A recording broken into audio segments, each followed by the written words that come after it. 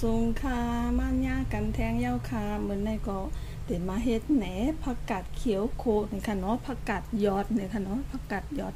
โคนี่ค่ะเนาะอันนี้ก็จะเป็นผักกาดยอดนี่ค่ะเนาะเอาก็เลิกไว้เอาก็ล่างไว้นี่ค่ะเนาะเอาก็แยดน้ำมันไว้นี่ค่ะเนาะอันนี้ก็จะเป็นผักกาดยอดนี่ค่ะเนาะผักกาดยอดนี่ก็จ้อกินนี่ก็หวานอยู่นี่ค่ะเนาะแต่ว่ามื้อนี้ได้แต่มาโคแหนนี่ค่ะแล้วก็อันนี้ก็จะเป็นหมูเนี่ยค่ะเนาะคอหมูเนี่ยค่ะเขาก็ถือไว้วางจังไหนเนี่ยค่ะเนาะแล้วก็อันนี้ก็จะเป็นหมักพริกจังผักหมี่เผือกเนี่ยค่ะเนาะผักหมี่เผือกนี่ก็เขาก็จะผักไว้เนี่ยค่ะแล้วก็อันนี้ก็ซ้ำจะเป็นผงเนื้อไก่เนี่ยค่ะเนาะแล้วก็เกลือหวานเนี่ยค่ะอันนี้ก็จะเป็นช็อตเนี่ยค่ะเนาะยาวก่อนในก็น้ำมันหอยในค่ะขากันแล้วก็ตีกว่าโคกันค่ะขากันแล้วก็ตั้งหม้อแล้วก็ใส่น้ำมันค่ะ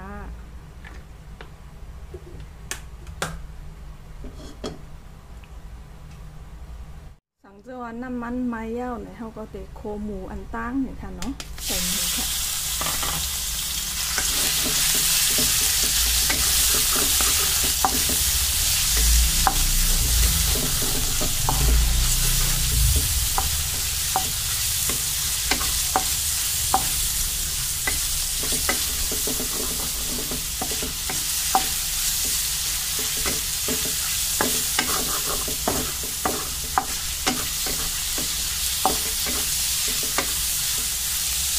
เขาก็ติดโคให้หมูเขาซุกก่อนนะคะเนาะเขาจะว่าเขาใส่ผักหมี่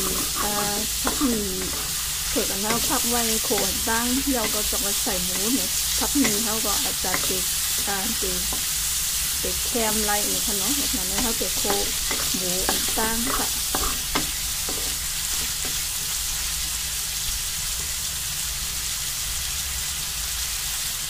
ก็ในหมูเขาก็ซุกมาย่อเนี่ยก็เขาก็ติดใส่ผักหมี่อันเขาพักไว้นั่นค่ะเนาะตั้งหมักพริกเลยค่ะเนาะ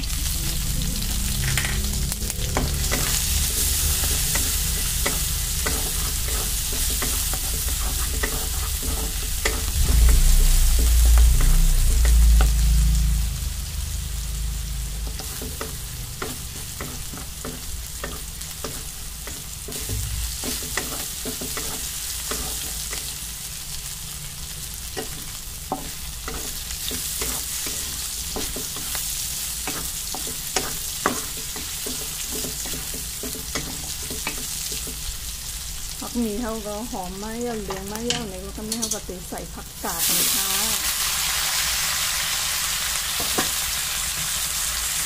เราก็ใส่เกลือหวานค่ะโอ้ยไม่แก้เยอะค่ะใส่ซอสค่ะ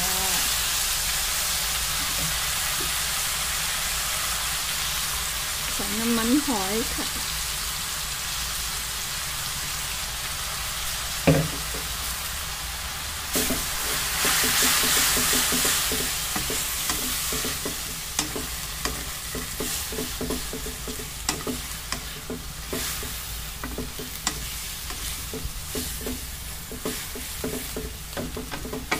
เฮ้ย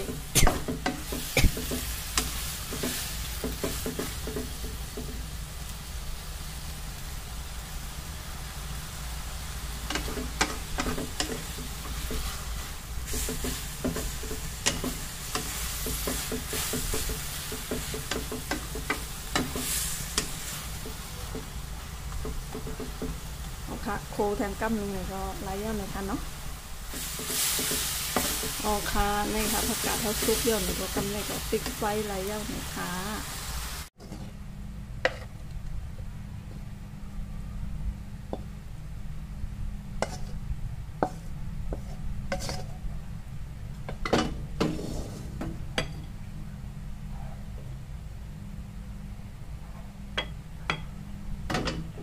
ผักกาดเขียวผักกาดยอดโคใส่หมูเลยค่ะ